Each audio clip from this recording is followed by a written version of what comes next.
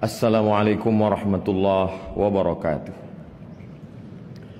Alhamdulillahilladzi bi ni'matihi tatimmus shalihat. Wassalatu wassalamu ala sayyidis sadat wa ala alihi wa ashabihi ahlil fadaili wal karamat. Allahumma 'allimna ma yanfa'una wanfa'na bima 'allamtana innaka antal alimul hakim. Rabbi shrah li sadri wa yassir li amri wahlul 'uqdatam min lisani yafqahu qawli. Allahumma shalli wa sallim ala sayyidina Muhammad wa ala alihi wa ashabihi wa man tabi'ahum bi ihsanin ila yaumiddin, amma ba'd. Menghadap ke hadapan majlis ke bawah duli yang maha mulia Paduka Sri Baginda Sultan Haji Hasan Al-Bolkiah Mu'izzuddin wad Daulah ibni almarhum Sultan Haji Omar Ali Saifuddin Sa'dul Khairi wad Din, Sultan dan yang di-Pertuan Negara Brunei Darussalam.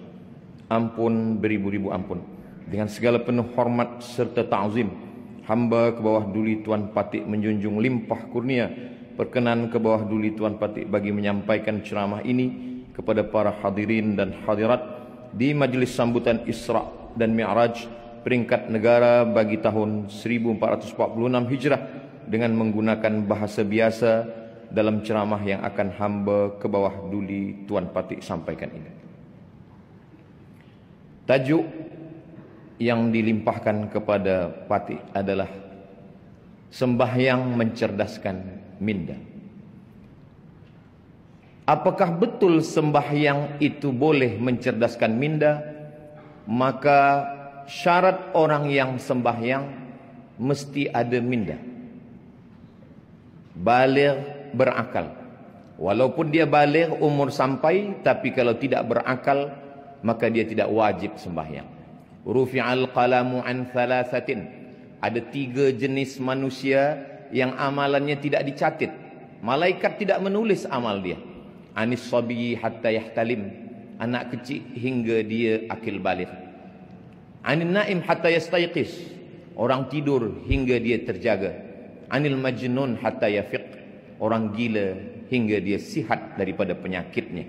Ketiga-tiga manusia ini tidak wajib sembahyang, sebab tiada minda yang boleh dia pakai untuk mengingat Allah Subhanahu wa ta'ala. Orang Arab menggunakan untuk minda ini, mereka kata menggunakan 3 huruf, aqala. Ketika mereka menggunakan kain penutup kepala, mereka takut kain itu terbang dihembus angin, maka kain itu diikat dengan satu tali. Mereka menyebut tali pengikat itu sebagai iqal. Iqal dari kata akal. Akal mengikat. Kenapa akal itu disebut mengikat?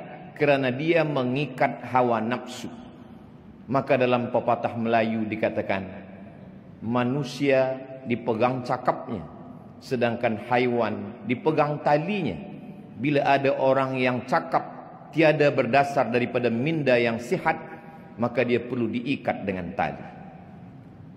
Orang Melayu mengatakan bahawa akal sebagai alat pengukur. Dalam satu peribahasa dikatakan, kalau galah panjang sejengkal, jangan laut hendak diduga. Galah adalah akal. Jangan pernah untuk mengukur Allah Subhanahu wa ta'ala dengan akal yang pendek. Ketika seorang muslim mengangkat tangannya takbiratul ihram, maka saat itu minda diguna untuk mengingat 7 perkara. Yang pertama, saya sedang sembahyang, usalli. Sembahyang saya sembahyang fardu, bukan sunat. Sembahyang saya sembahyang zuhur, bukan asar, bukan maghrib, bukan isya, bukan subuh. Selepas itu dia katakan, usalli fardal maghribi, 3 rakaat, 4 rakaat, 2 rakaat. Dia katakan arba'a rakaatin. Adaan, bukan qada, bukan i'adah, lillahi ta'ala. Itulah yang terkumpul dalam talaffuz bin niat usalli yang diucapkan setiap muslim. Usalli fardaz zuhri arba'a raka'atin adaan ma'muman lillahi ta'ala. 7 perkara itu dia ingat kuat-kuat. Pada saat itu minda dia sedang dicerdaskan dengan mengingat perkara-perkara itu. Jika ada seorang muslim kerana sibuk dengan sosial media, dengan televisi, kemudian dia lupa mengingat sesuatu, lalu dia angkat takbiratul ihram, maka sepakat semua mazhab batallah solatnya. Dalam mazhab yang kita pakai, mazhab Melayu, di bumi Melayu mazhab Imam Muhammad bin Idris Asy-Syafi'i, niat di dalam takbiratul ihram. Muqaranah namanya. Disebut dengan muqaranah kerana sejalan antara niat dengan takbir. Ketika seorang muslim mengatakan Allahu Akbar, maka saat itu di dalam takbir itu saya sembahyang fardu zuhur 4 rakaat, 4 rakaat, adaan makmuman atau imaman lillahi ta'ala. Seandai pun dia pakai mazhab yang lain, mazhab Imam Hanafi, mazhab Imam Maliki, mazhab Imam Syafi'i, niat tetap sebelum takbiratul ihram. Tidak ada satu pun mazhab yang berniat selepas takbiratul ihram. Bila seorang tidak menggunakan mindanya pada takbir itu, kemudian dia mengangkat tangan Allahu Akbar, selepas itu dia ragu zuhur kah, asar, maghrib kah atau isya, maka batallah salatnya menurut semua mazhab. Begitulah Allah Subhanahu wa taala ingin supaya seorang muslim tajam akal dan fikirannya, supaya dia senantiasa menjaga mindanya. Lalu kemudian setelah itu dia menyerahkan semua perkara kepada Allah Subhanahu wa taala. Ada 3 yang melalaikan manusia. Yang pertama, Allahu Akbar, Allah yang maha besar. Yang lain daripada itu, masalah hidupnya, ujian hidupnya, semuanya kecil di hadapan Allah. Maka dia katakan Allahu Akbar kabira. Lalu kemudian selepas itu dia serahkan semua pujian milik Allah, walhamdulillahi katsira. Selepas itu baru dia katakan diri hamba kepada Allah penuh dengan silap salah dan dosa, dosa mata hingga ke ujung kaki. Selepas itu dia katakan wa subhanallahi bukratan wa asila. I'jabul mar'i bi nafsihi unwanu dha'fi aqlihi. Kekaguman, ujub terhadap diri manusia adalah punca daripada kelemahan minda. Minda yang kuat merasa diri bukan apa-apa, la haula wala quwata illa billahil aliyil azim. Ada 3 kerja minda. Yang pertama mengingat, yang kedua berfikir, yang ketiga sadar, kesadaran, awareness. Sekarang banyak orang yang tidak sadar apa yang dia katakan, apa yang dia ucapkan, apa yang dia perbuat. Maka ketika salat orang sedang menjaga kesadarannya. Muslim mengatakan sadar itu adalah khusyuk. Wa khasha'atil aswatu lirrahman. Suara-suara semua bersimpuh sujud kepada Allah Subhanahu wa ta'ala. Ketika orang sedang salat, maka dia menggunakan minda untuk mengingat apa yang dia katakan, apa yang dia baca. Syekh Ali Jum'ah mengatakan untuk membantu kekhusyuan maka nafas mesti diatur. Dalam takbiratul ihram 1 nafas Allahu Akbar. Dalam iftitah muslim boleh membaginya ke dalam 4 nafas. Allahu Akbar kabiran walhamdulillahi katsiran wa subhanallahi bukratan wa asila. Wajjahtu wajhiya lilladzi fatara as-samawati wal arda hanifan musliman wa ma ana minal musyrikin. Inna salati wa nusuki wa mahyaya wa mamati lillahi rabbil alamin. La syarika lahu wa bidzalika umirtu wa ana minal muslimin. Apakah Nabi Muhammad SAW itu kalau salat mulutnya bergerak atau diam sahaja? Tabi'in tidak pernah melihat Nabi. Maka tabi'in yang tidak pernah berjumpa melihat Nabi bertanya kepada sahabat Nabi. Sahabat itu bernama Khabbab ibnul Arth. Ya Khabbab, wahai Khabbab, apakah Nabi itu kalau sembahyang mulutnya bergerak? Kata Khabbab, ya, Nabi itu kalau sembahyang mulutnya bergerak. Maknanya dia membaca, bukan diam. Kalau mulut Nabi bergerak, dari mana engkau boleh mengetahui mulut Nabi itu bergerak? Khabbab menjawab, saya tahu mulut Nabi bergerak karena saya melihat bittirabi lihyatih, kerana janggut Nabi bergerak. Janggut Nabi bergerak kerana rahangnya bergerak. Rahang bergerak kerana mulut membaca. Itulah mengapa sembahyang itu disebut dengan qiraah, bukan mutala'ah. Kalau membaca di dalam hati, bahasa Arabnya mutala'ah. Tapi kalau membaca dengan mulut berbunyi, maka disebut dengan qiraah. Apakah bersuara atau tidak? Kalau suara kita didengar orang lain, namanya waswasa. Alladzi waswisu, berbisik. Tapi kalau suara itu hanya didengar oleh kita sendiri, maka disebut dengan hamsah. Maka saat membaca itu, seorang muslim mengeluarkan suara, tapi seagak-agak hamsah, hanya telinganya saja yang mendengar. Allahu akbar kabira, walhamdulillahi katsira, wa subhanallahi bukratan wa asila. Ketika sedang salat, seorang muslim yang miskin, dia sedang dinaikkan darjahnya ke tempat yang tinggi. Seorang muslim yang kaya, dia sedang disedarkan dirinya bahwa dia tiada punya apa-apa. Saat itu dia sedang berkata, inna salati wa nusuki wa mahyaya wa mamati lillahi rabbil alamin. Kemana dia menghadap?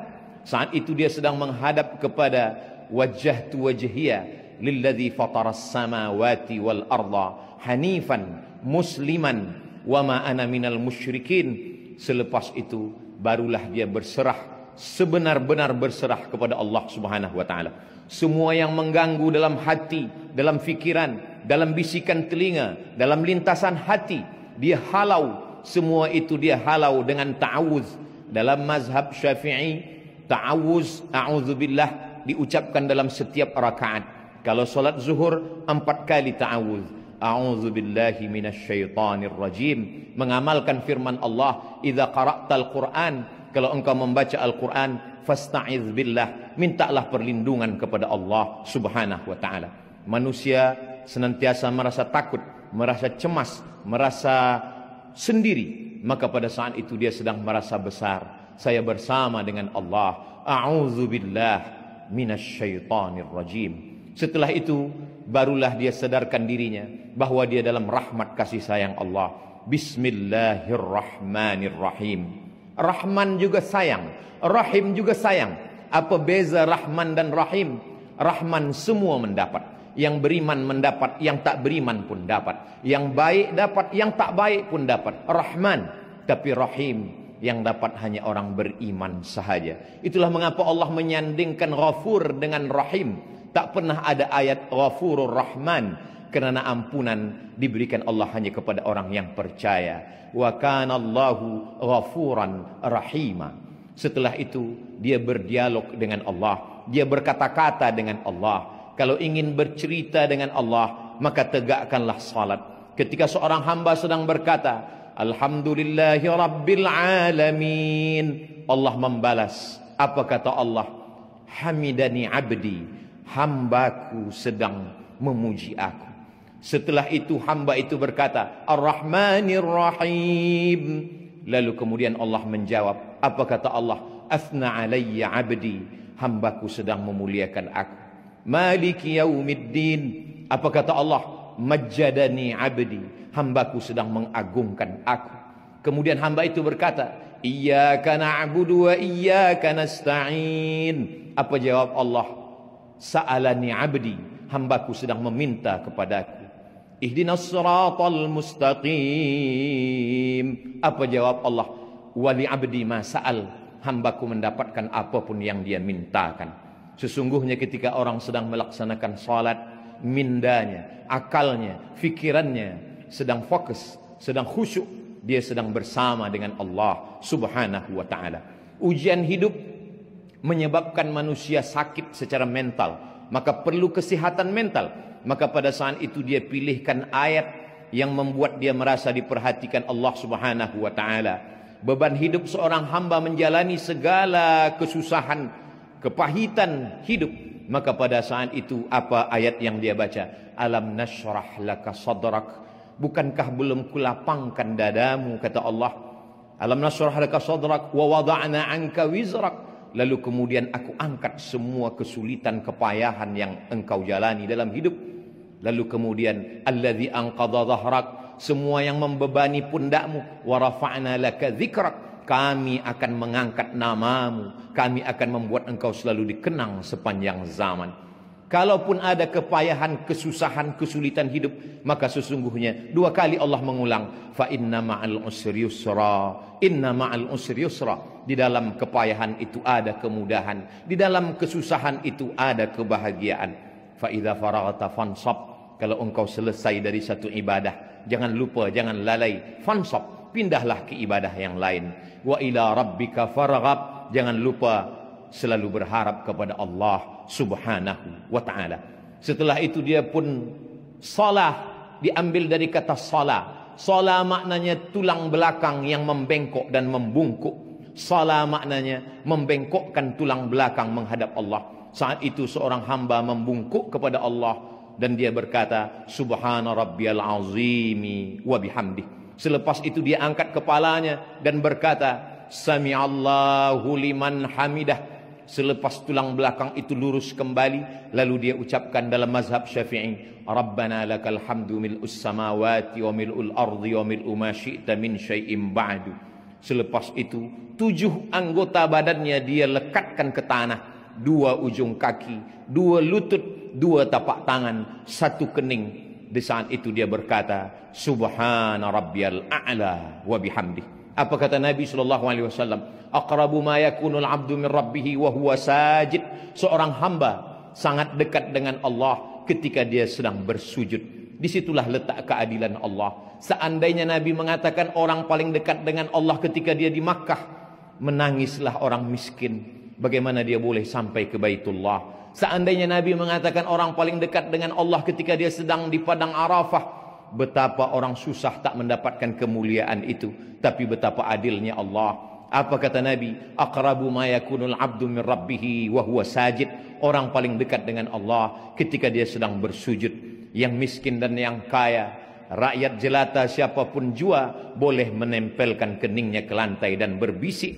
Kalau makhluk di bumi tak ada lagi tempat mengadu, kawan sudah menjadi lawan, sahabat menikam dari belakang, menggunting dalam lipatan, menjegal kawan seiring, maka saat itu berbisiklah ke tanah, maka malaikat di langit akan mengabulkan segala doa-doa. Subhana rabbiyal a'la wa bihamdih. Di saat duduk di antara 2 sujud, itulah doa yang paling panjang. Walaupun duduk antara 2 sujud itu paling pendek dalam sembahyang, tapi sesungguhnya seorang mukmin doa yang paling panjang, 8 permohonannya kepada Allah. Rabbighfirli warhamni wajburni warfa'ni warzuqni wahdini wa'afini wa'fu anni. Itulah doa yang paling panjang. Dalam tegak, dalam ruku', dalam sujud, tak ada permohonan sampai 8 permohonan itu duduk di antara 2 sujud. Tapi banyak orang tiada menggunakan minda untuk mengingat apa yang dia minta kepada Allah Subhanahu wa ta'ala. Selepas itu di sujud terakhir dia berkata, meminta kepada Allah. Kalau dia boleh menggunakan bahasa Arab, dia mengadu kepada Allah. Kalau dia tanpa guna bahasa Arab, dengan guna bahasa apapun Allah Maha tahu. Wa na'lamu ma tuwaswisu bihi nafsuh. Kami tahu apa yang berbisik-bisik di dalam hatimu. Selepas itu, selepas bermunajat, dia lepaskan segala kepayahan, kesulitan, kesusahan hidupnya. Setelah itu dia pun menyaksikan Mi'raj. As-salatu mi'rajul mu'min. Sembahyang itu adalah mi'rajnya orang beriman.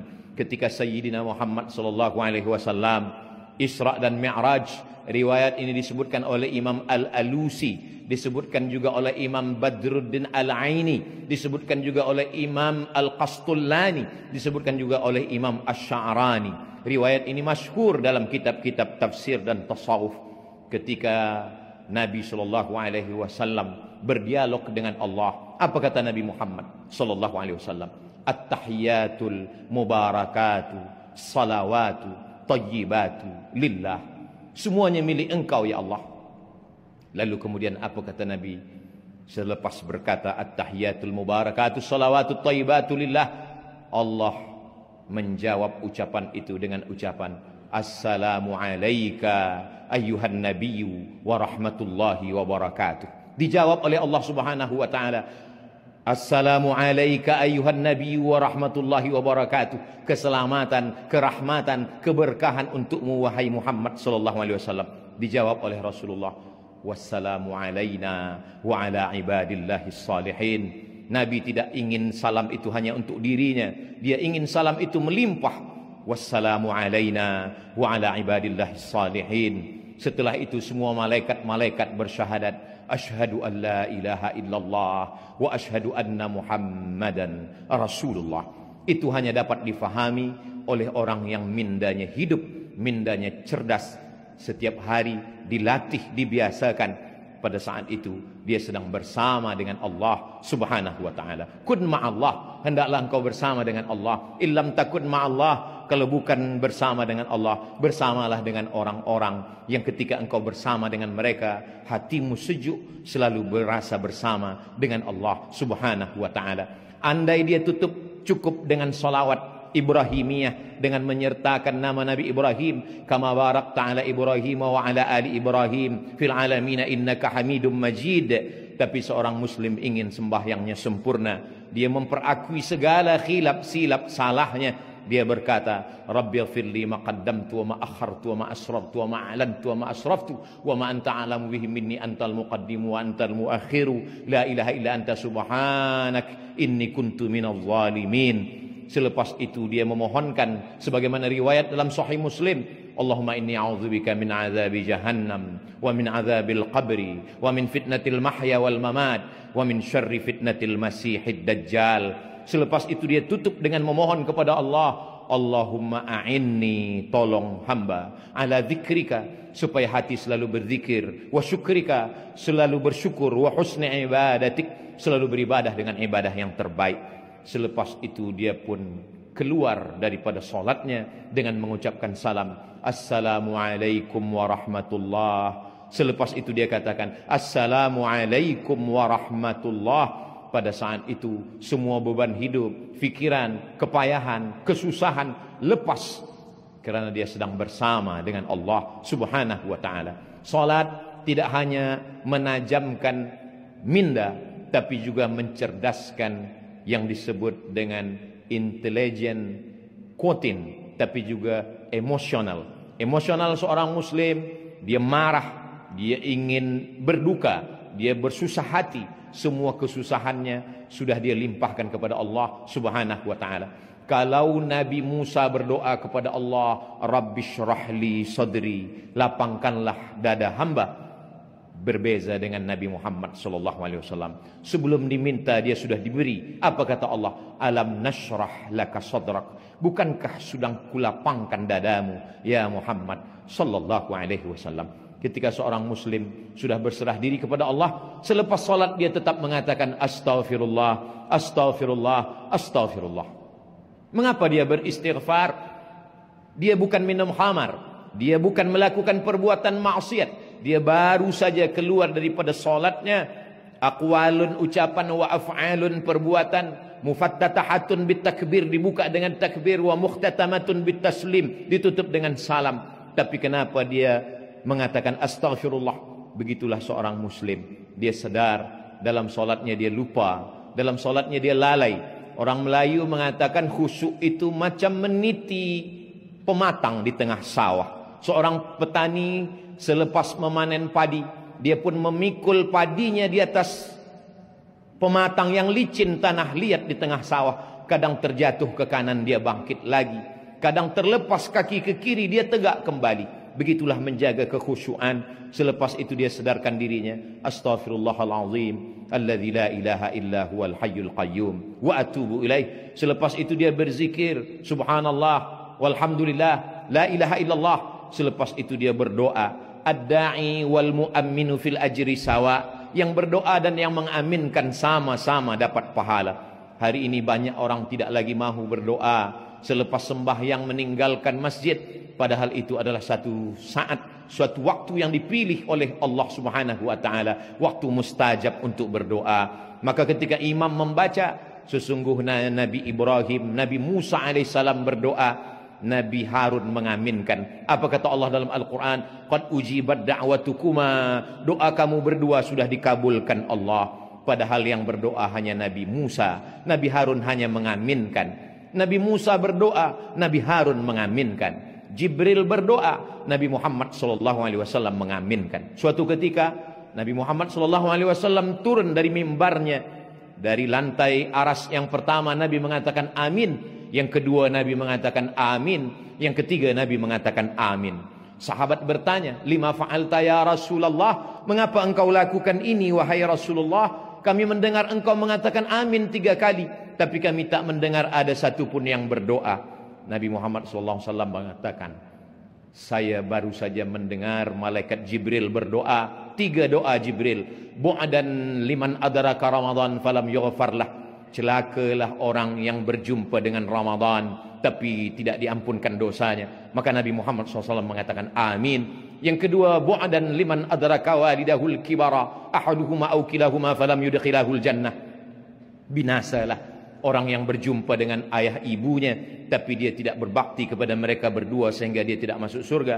Maka Nabi mengatakan amin. Yang ketiga, bu'dan liman dzukirta walam yusalli alaika. Celakalah orang yang ketika disebut namamu tapi dia tidak mahu berselawat kepadamu. Allahumma salli ala Sayyidina Muhammad wa ala ali Sayyidina Muhammad. Nabi mengatakan amin. Itulah dalil para ulama kita mengaminkan doa para imam. Dan ketika kita berzikir, malaikat-malaikat memanggil malaikat yang lain, halummu ila hajatikum. Wahai malaikat yang lain, marilah kemari. Inilah yang kamu cari, majlis-majlis zikir.